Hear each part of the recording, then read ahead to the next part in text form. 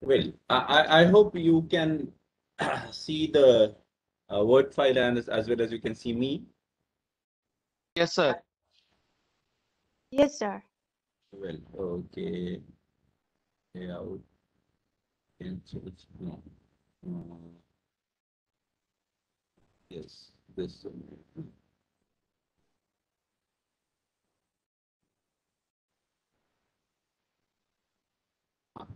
Well, okay, fine.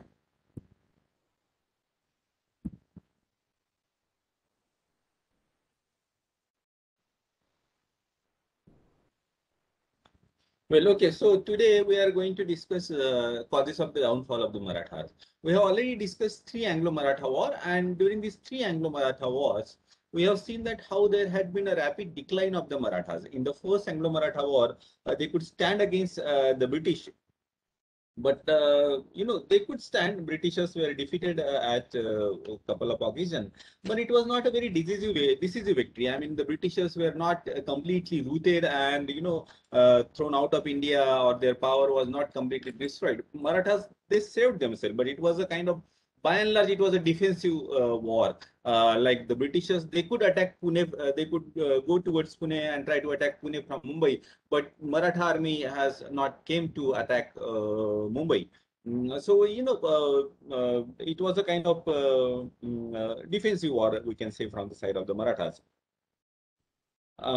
In the Second Anglo-Maratha War, the Marathas were defeated by the Britishers, and in the Third Anglo-Maratha War, the Marathas were completely defeated, ending the Maratha Empire, ending Peshwa's rule. Now, the Maratha kingdom, which was the foundation was laid by Chhatrapati Shivaji way back in 1650s, and how by 1818 it was all over. So we need to discuss, try to understand what were the defects in this Maratha empire that led to their downfall. The first is, to begin with, the structure itself was not very well defined structure of the Maratha Empire. Chhatrapati Shivaji, to till the time Tarabai was fighting against Aurangzeb 1707, from 1657 to 1707, that was a period when the Marathas, they kept themselves as independent ruler. Chhatrapati Shivaji refused to surrender to Mughal. And he fought against Mughal. But after the death of Aurangzeb, next, when to the next Mughal emperor, Shahu as well as Tarabai, they both appealed that you should acknowledge us as the rightful collector of the Chauth and Sardeshmukhi from South India, from the six provinces of South India. And later on, that Sanad, we have studied that the Sanad was given on the name of Shahu to Balaji Vishwanath Bhatt, the first Peshwa. So technically speaking, now Shahu is authorized to collect Chauth and Sardeshmukhi from these six provinces. That means Shahu has technically become a vessel of the Mughal emperor. He has surrendered to Mughal emperor. Of course, the situation was pretty different had Chhatrapati Shahu has been, if he decided to fight like his own grandfather or father, probably his kingdom might have become extinct, and probably Tarabai would have got a chance to become a rightful here. Tarabai, on the name of her son, would have become a rightful here to collect the Chauth and Sardeshmukhi. So he has compromised with the situation, and in any case, Shahu always felt obliged towards the Mughal, because he stayed in the Mughal camp in the Aurangzeb's camp from 1689 onwards to 1707. That is almost 18,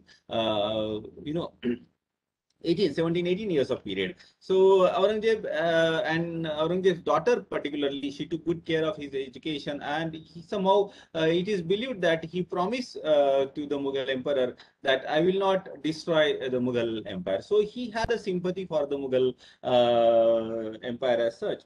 And then under Shahu was Peshwa, and the relationship between Shahu and Peshwa was, well, it was supposed to be a kind of loyal servant, like, the Peshwa's post was there in the Astapradhan Mandal that was put in the place by Chhatrapati Shivaji in his administrative structure. And in that, the Peshwa remained Peshwa till the time the Chhatrapati wanted him to be. Chhatrapati could remove him and make somebody else as Peshwa.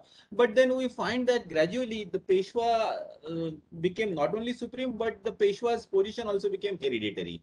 Chhatrapati Shivaji was against the hereditary holding of the office. Like during his time itself, there was 4 commander-in-chief. Prataprao Gujar and Hambirao Moite. But during Shahu's period, the offices have had a tendency to become hereditary. The relationship between Shahu and was not very clearly defined. And as Shahu later on did not take any active part in the war, it was Peshwa who went on the war. He sidelined Senapati. The fighting the war is supposed to be mainly the responsibility of Senapati. But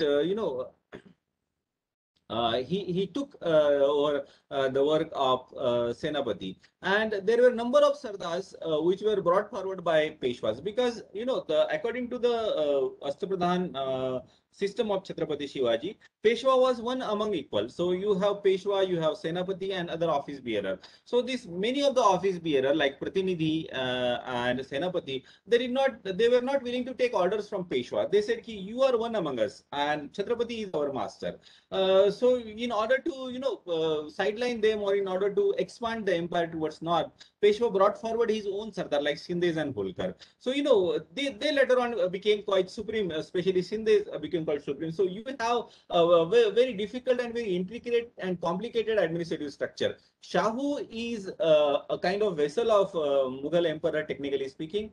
Shahu's subordinate or Shahu's servant was Peshwa, and Peshwa's own Sardar were brought forward by Peshwa, and they are attacking the Mughal Empire itself. And conquering the territories from the Mughal Empire. So it became quite a complex issue. And there was a lack of central authority. Like Chhatrapati Shahu, he tried to reconcile the people, but then after his death, the Chhatrapati who sat on the throne of Chhatrapati at Satara, they were not very capable people to bring the people together, and they did not had it was just a kind of nominal respect that the Peshwas and Maratha Sardar they paid to the throne. All right. Now,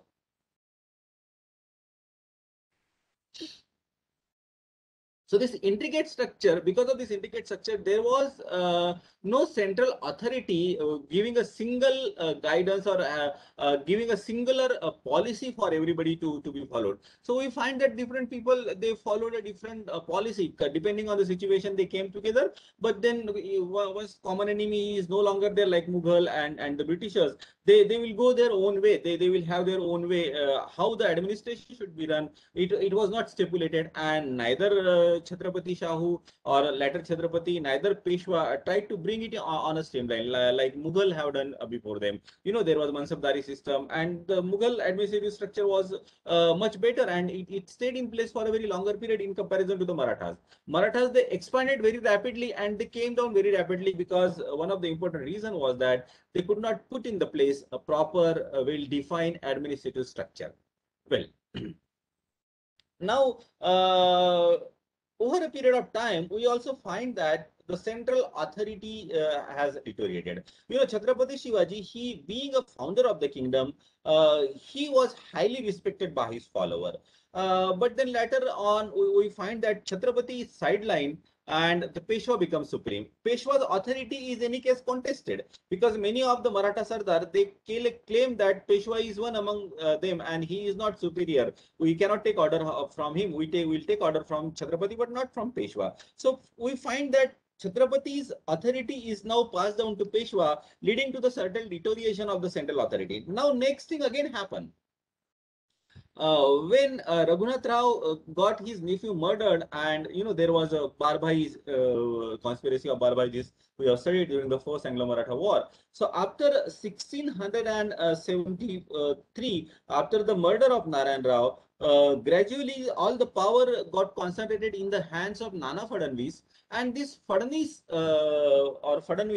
he was supposed to be an accountant of Peshwa. All the important Maratha Sardar, they had Fadnis with them. So the Fadnis is supposed to look after the account, and now he was looking after the complete administration and trying to control the Maratha Sardar. So we see that the authority from Chhatrapati is passed on to Peshwa, and from Peshwa it later on passed on to his Fadnis, the accountant. So obviously there will be question, and the people will, in case of Nana Fadnis, there were a number of people who were not willing to listen to him or not willing to take order from him. Nana Fadnis and Mahadaji Shinde, though they were visionary, they understood that for the protection of the Maratha Empire, it is important that we should cooperate among ourselves. But nevertheless, they mistrusted each other. They did had ego clashes, and they both of them wanted to have more and more power in their own hands.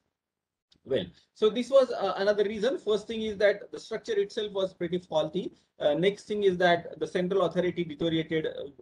Next thing we will understand that as the Mughal were rapidly, there is a rapid downfall of Mughal after 1707, and the Marathas, they got a lot of experience of fighting against Aurangzeb in 25 years. And Bajirao Peshwa, he understood that if you do not channelize this energy into outside Maharashtra, probably these people will fight among themselves.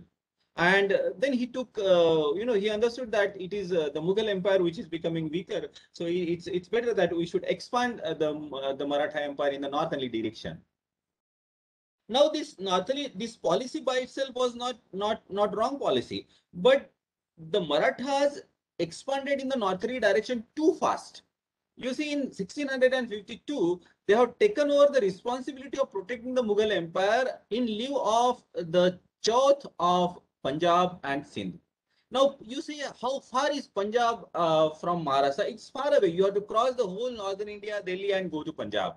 And such a line of administration was staged, and they came in conflict with Ahmad Shah Abdali. This we have already studied during the Battle of Panipat. Now, putting up of administration in the such huge area within such a short period was pretty difficult, and in any case, the administrative structure of the Marathas always remained faulty. It would have been better, like, if you study the gradual growth of the British Empire, it is always gradual. They took many years to conquer, but once they conquered certain territory, they ensured that it is being put under the proper administrative structure, and they never left that territory. Marathas, they saw the chance, they saw the political vacuum, and they expanded in such a rapid speed that controlling of such a huge empire became pretty difficult, and they came in conflict with large number of people, Ahmad Shah Abdali, and then Rajputs, and then Jat, and then Rohilla, and in the south with Hyder Ali and with Nizam. So many enemies were created. It would have been better, like, we can just there's something called virtual history where you imagine the thing, what could have happened in history. And it could have been a little better if they had conquered the area gradually, step by step, and after conquering, put the administrative structure in its place, and then expanded the empire further. Well.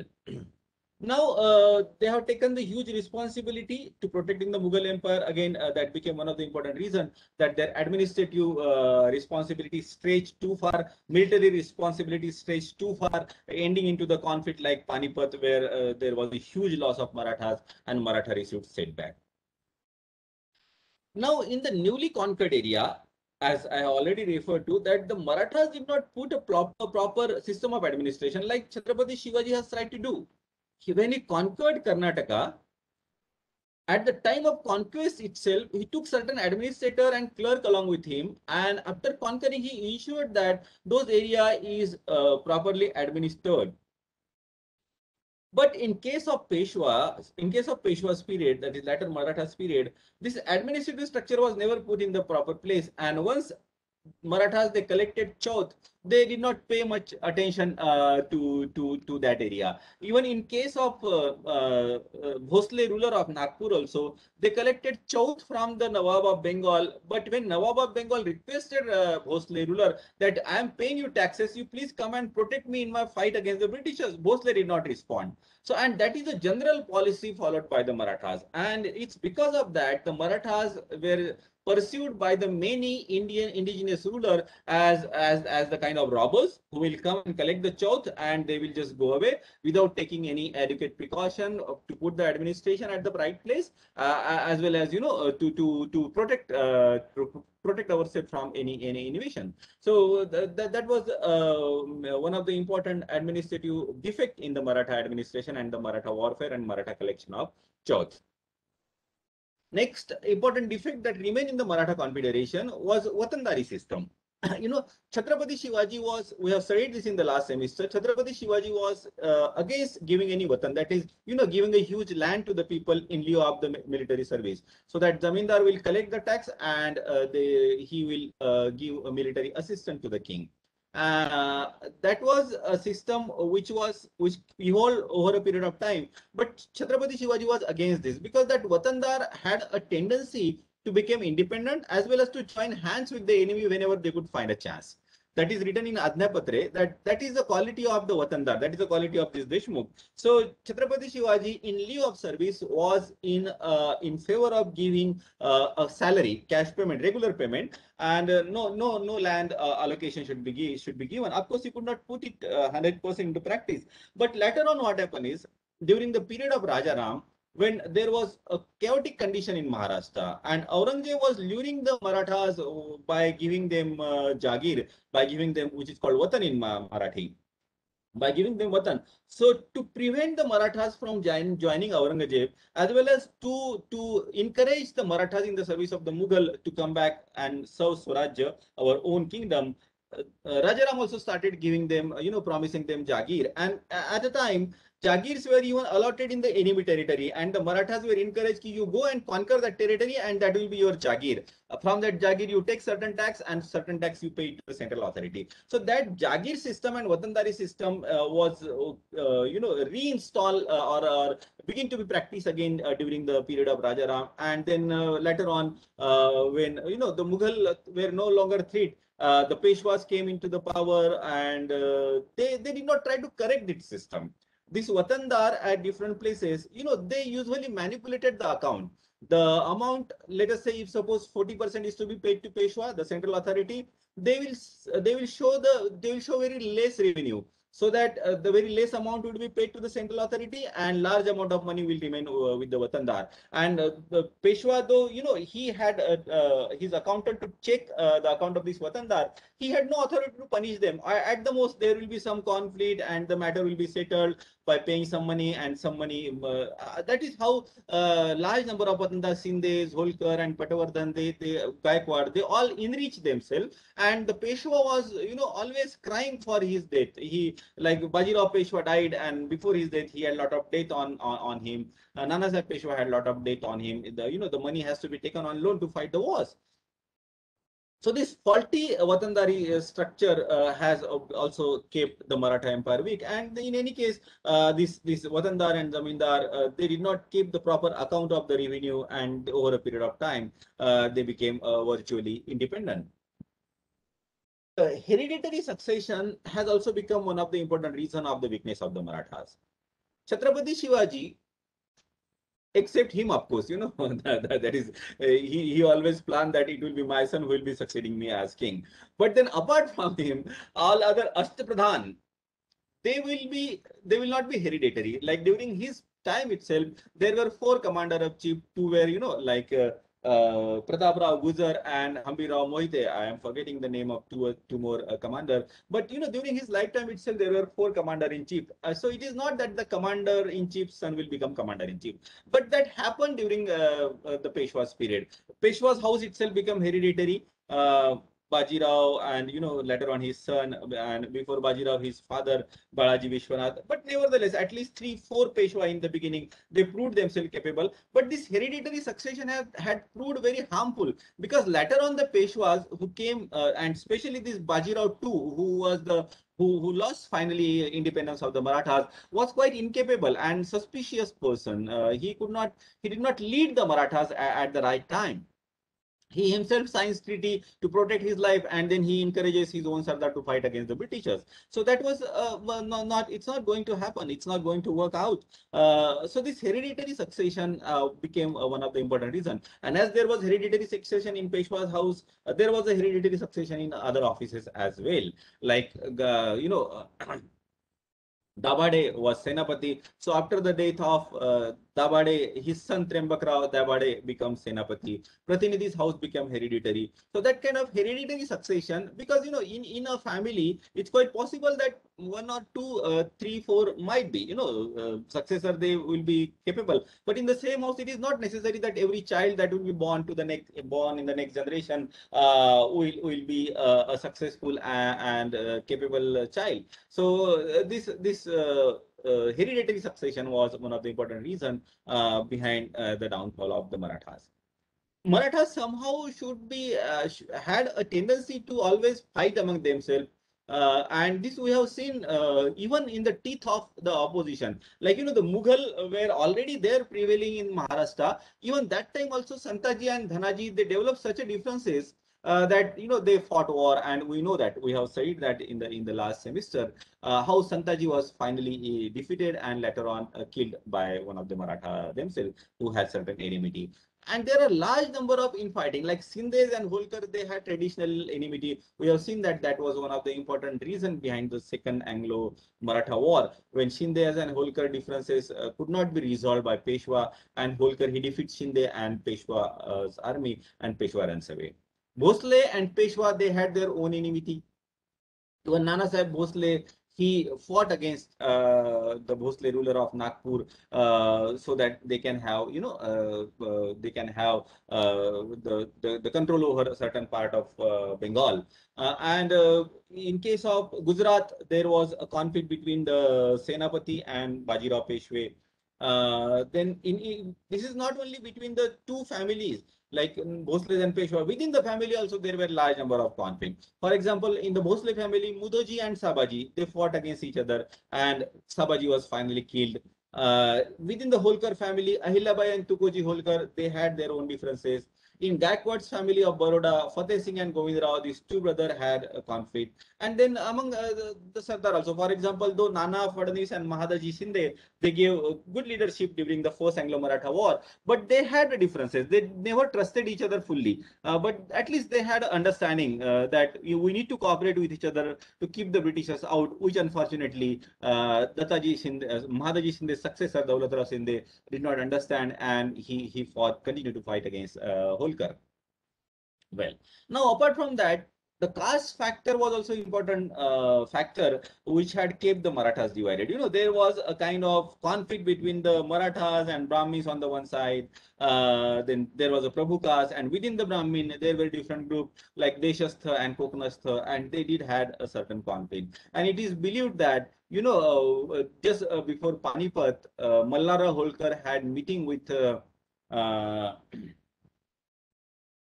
Jankoji Shinde, and he told him that if Nazif Khan is no longer, if Nazif Khan is completely defeated, these Brahmins of Pune will make us to wash their dhotar. Dhotar is a cloth that is worn by the Indian by and large. So, they had that kind of distrust.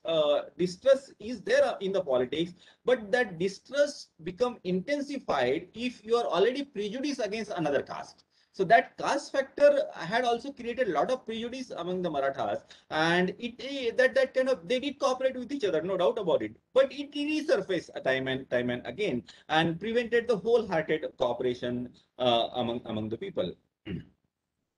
At the end of 18th century, unfortunately, there was a death of all the, almost all the great people who could shoulder the responsibility of maintaining the Maratha Empire, like Nana Fadnavis and Mahadaji Shinde. That was quite unfortunate, probably. Well, apart from that, as the large number of capable people were killed at Panipat, the opportunistic people like Raghunath Rao, they rose, they got a chance to rise high. They got a chance to murder his own nephew and let the claim for the Peshwaship. And it was Raghunath Rao who, just for his own selfish interest, joins hand with the Britishers and allows the Britishers to enter into Maratha territory. Similarly, Bajirao and Daulat Rao, they were addicted to sensual pleasure and had no moral sense. That is the reason that many people were antagonized from the Maratha Empire. Bajirao and Daulat Rao, they combinedly, harassed Holkar, and Holkar was compelled to retaliate. So, to large extent, these three people were also responsible for the downfall of the Marathas. And in fact, it was Bajirao who, in spite of the request of the many Maratha nobles, signs the Treaty of Basin and allows the Britishers to enter in the Maratha Empire. Generally, Maratha nature seems to be having a tendency to forgive their enemy. The Marathas, they fought numerous wars against Nizam of Hyderabad, but they never completely annihilated Nizam kingdom. The Marathas always proved themselves superior on the battlefield. But once Nizam has surrendered, they allowed him to go. And that is what they have done with many people, like Nazib Khan Rohila. He was protected by Mallara Holkar, and then he proved to be the mortal enemy of the Marathas. So that seems to be, one of the good thing to forgiving your enemy. But then in a practical political life of medieval India, that has proved to be one of the important, harmful thing. They have done the same thing. The Peshwa Madhavrao, he defeated his uncle Raghunath Rao, but he was still very soft, and it is because of his softness that Raghunath Rao finally got chance to murder his own nephew and to run and to finally let the British enter. So that kind of forgiveness sometimes it proves to be quite dangerous. Technically, in comparison to the British, the Marathas were much beyond the time, and they lacked the knowledge about manufacturing and using of the advanced war technique like artillery and cannon manufacturing. So technical backwardness was one of the important reasons behind the defeat of the Marathas. Navy could not be developed by the Marathas, so they had no courage to go and attack Bombay because they knew that Bombay is well protected by the naval power of the Britishers. Apart from that, this technical backwardness in the fighting techniques also Marathas did not develop over a period of time. Every tactic have its own utility. The guerrilla tactics definitely was one of the important defensive weapon. If in the mountain defensive tactic, if the enemy is approaching, the artillery can sweep. Infantry can sweep down from the mountain and attack and then run, and it becomes difficult for the horse to rapidly climb the mountain. But later on, when the Maratha Empire was expanding, the Marathas should have, very effectively made a combined use of proper artillery and cavalry. Bhausaheb Peshwa has tried to do it at Panipat, but it was not a mature technique. He's tried to do it too early, and the Marathas, like we have discussed Panipat in a very thoroughly, the Marathas were not willing to go with that kind of artillery tactics. Like Mallara Holkar, he had his differences. They were more in favor of the guerrilla tactics and slash just attack and run away. So this failure to evolve the proper battle strategy with the changing time, that has proved to be a failure. On the other hand, Britishers, they, during those time when they fought, obviously they did not have machine gun like today, or they did not have railway also. They did use the horses only, but they used the small cannon very effectively against the Marathas. They made effective use of their gun. Now, the technical backwardness also, it is a technically progressive society. It needs a lot of time. You need to have the knowledge of science and mathematics and physics and chemistry, and obviously Indians were lacking into that. It's not only Marathas, the complete India was lacking into that. But nevertheless, still Nizam had better artillery. And what made the Marathas that they did not understood the importance of it. Yashwantrao Holkar, he understood, but he was too late and he died. what was the reason that the Marathas really did not understood the need of artillery? They could have procured the small gun which and train their own people so that those small cannon can be very effectively used. Like Ahmad Shah Abdali has done it in the Battle of Panipat. He started using small cannon. That small cannon one person can hold and sit on the camel, and another person can drive the camel. So it was a kind of mobile artillery force, and that mobile artillery force with the small cannon has created havoc in the Maratha rank. In the contrast, Marathas had a very heavy gun, and that heavy gun was very difficult to maneuver and rotate. It needed a large number of bullets. Here also we find that if not manufacturing, Marathas did not take adequate those things seriously. That they could at least procure, recruit somebody, recruit some European so that he can be the Marathas can be trained. And we find that not large number of Marathas were taking up the training. They felt it is a matter of bravery to fight with their bhala, with their javelin, riding a horse. The Marathas were known to be very good horse rider and very effectively using their javelin while riding the horse. They use long javelin, bhala. But everything has to change with the time. If you stick to the old practices and do not understand the changing demand of the changing time, you are likely to be lose the battle, and that is what unfortunately happened with the Marathas.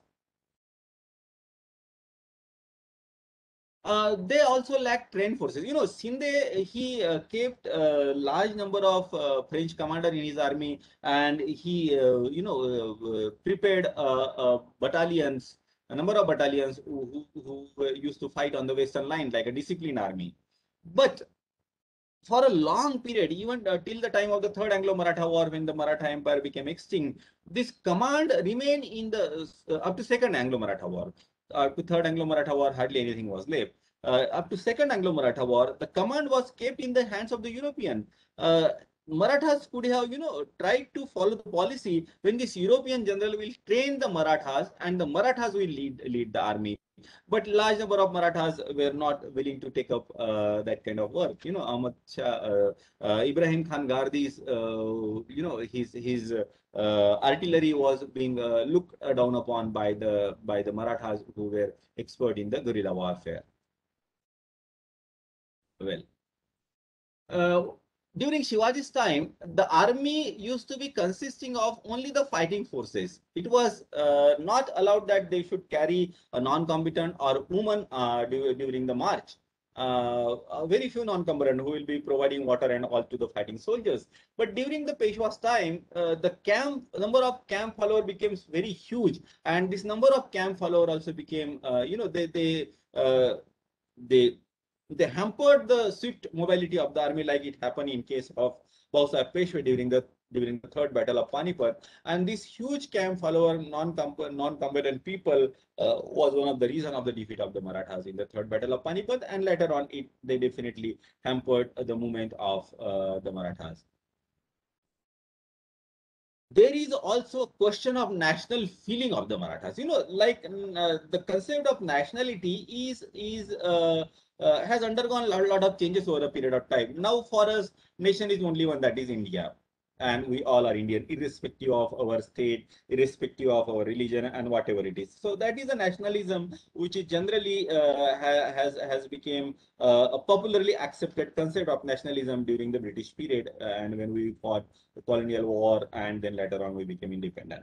But before that, the feeling of nationalism was not very clearly defined. Definitely, we do find certain references that the whole India is one, from Himalaya to Kanyakumari. And during the Third Battle of Panipat, Bausaheb Peshwa claimed that India belongs to the Indian, and Ahmad Shah Abdali should go back beyond attack and all that. But nevertheless, we do find that the Marathas, their concept of Maratha nationalism was not very deeply percolated down into the psyche of the Marathas. Chhatrapati Shivaji's experiment had definitely united the Marathas, cutting across the caste line. And there were a large number of Marathas who were willing to lay down their life for Chhatrapati Shivaji, and that included people of all the castes. Tanaji Malsare, Baji Prabhu Deshpande, Murarbaji Deshpande, and all these people, they had that sense of loyalty towards Shivaji as well as towards Maratha nation, and the sense of loyalty towards individual was more definitely. But they did had that duty. But it was not the whole of the Marathas, they joined hands with Shivaji's experiment. There were still large number of Maratha Sardar who were working for Adil Shah and fighting against Chhatrapati Shivaji. Then later phase, there were large number of Marathas who were serving Nizam and fighting against Bajirao Peshwa or fighting against the Peshwas, who was supposed to be the head of the Maratha confederation. Later on, large number of Marathas, they also joined the East India Company's army and fought against the Marathas. So this feeling of Maratha nationalism was not very deeply percolated down into the psyche of the Marathas. Like, it is today even nobody can think that I will join hands against with the enemy of my country, whatever the money, maybe in crores, even if I get it, probably I will not join. I mean, and there will be very few people who will do indulge in that kind of activities, because over a period of time, feeling of nationalism has percolated down into our psyche, and we just can't think about bettering our own country. But that kind of feeling was not so strong, not so prevalent in among the Marathas. And as the condition deteriorated, as the Marathas, they were not very well paid. They thought, okay, fine, why not to join? So there were large number of Marathas who joined East India Company's army in Bombay and then fight against the Pune Darbar. Next thing is that Shivaji's army's composition, by and large, was significantly people drawn from Maharashtra, cutting across the caste, cutting across the region, but they were by and large Maharashtrian. But then later on, during Peshwas and later Peshwas period, this composition of Maratha army went on changing, and the Maratha Sardar, they started recruiting the Gardis who were infantrymen, and in among the Gardis, there were large number of people like Afghan was there, Pathan, like Ibrahim Khan Gardi.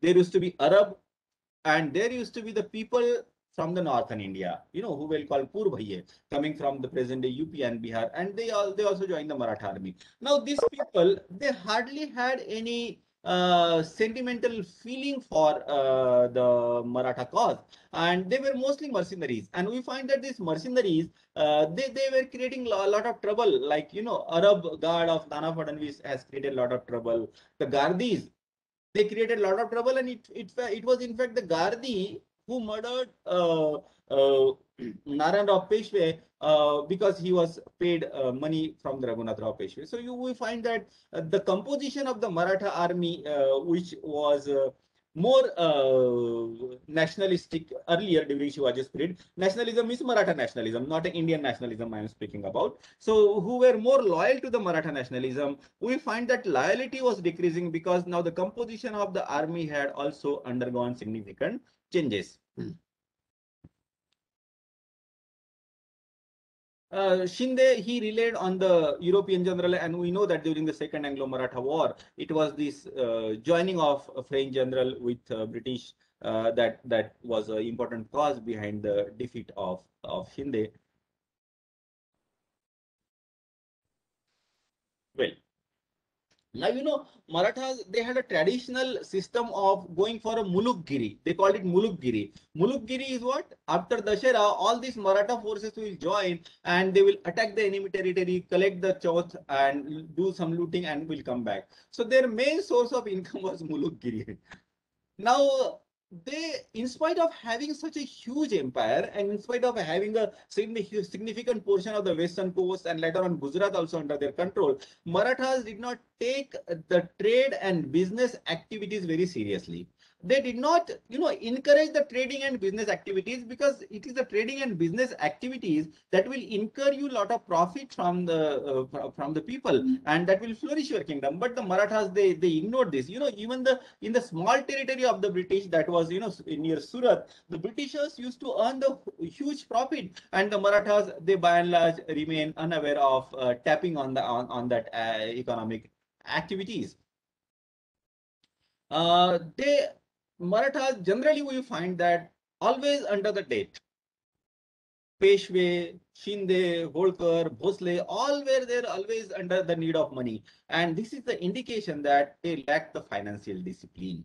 There was no financial discipline. Revenue was coming and they just went on spending, and then they will borrow from Saukar and go for a war. If the war is lost, they have to give certain land to Saukar. So over a period of time, we find that the lot of land has passed into the hands of Saukar. Bajirao Peshwa second, he has and Maratha Sardar, they have taken a lot of loan, but at the end of the third Anglo-Maratha war, they were defeated, and the Britishers they refused to pay any money to Saukar, and many Saukar they become bankrupt. So in the whole of the Maratha empire, we find that there was a lack of financial discipline, and Chhatrapati Shivaji stands quite in contrast. He fought number of wars, but he was a very financially disciplined person, frugal person, and at the end of his death, there was a large amount of money in treasury. But later on, when Rajaram becomes, Shahu becomes, treasury was almost empty, and we find all the Peshwas always complaining that they don't have money, and they are under debt. Well, now these were the general defects among the Marathas, and they came face to face with the people who had a very high sense of nationalism in contrast to the Marathas. The Britishers, they were thousands of miles away from their own motherland, but there is no incident of their being revolting against their own queen or king. So they had a very strong sense of British nationalism, and they knew that they are here. They have to remain loyal and faithful to each other. Otherwise, they will not survive in the foreign land. So those were the people who were not only having a strong sense of nationalism, they were much more technically administrator in the matter of administration, and in the matter of the political decision, they were much more ahead, much more educated. They tried to understand India, and then what was happening in Europe, Marathas, they seems to be unaware. What is French Revolution? Nothing. No idea. From where the Britishers came, how the system works there, they no idea. So the kind of educational development was there in England that has benefited the Britishers to the great extent. Like Elphinstone, later on, when he studied in Pune, he tried to learn a lot, and he wrote the book. But we don't find the Marathas trying to understand the British civilization and trying to educate themselves. So the British administration, their spy system, it has proved to be very superior to the Marathas. Their advanced technique of fighting proved to be much more superior. So they had a superior army, superior administration, superior diplomat like Wellesley and Elphinstone. And if you compare Elphinstone and Wellesley with the contemporary Maratha leader, definitely they will pale into significance. Like I told you, there was a British person who wrote an account of the character, who wrote account of his time, and he portrays the character of Raghunath Rao, and he was given into too much of sensual pleasure. And how can if the leaders of the people are like that, devoid of any character, devoid of any morality, not discipline in the financial matter, neither discipline in the personal life. How can they lead the people, and how can they win the war? So probably the defeat of the Marathas lies in the logic of history, because history teaches us that the civilization and the people and the race who are technically advanced, who are more cohesive, they usually replace the people who are indisciplined and are not able to rise to the challenges that is thrown to them by the time. So this is where we end our this topic, that is causes of the defeat of the Marathas, or the causes of the downfall of the Marathas. And in a nutshell, the germs of these causes lying in the structure that came into existence since beginning. And unfortunately, we did not, no statesman came forward who tried to bring it on the proper line. Bhausaheb Peshwa has tried to do it, but he encountered a lot of resistance, and unfortunately, that capable person died in the Battle of Panipat. Well, so this is where we end. Just a minute.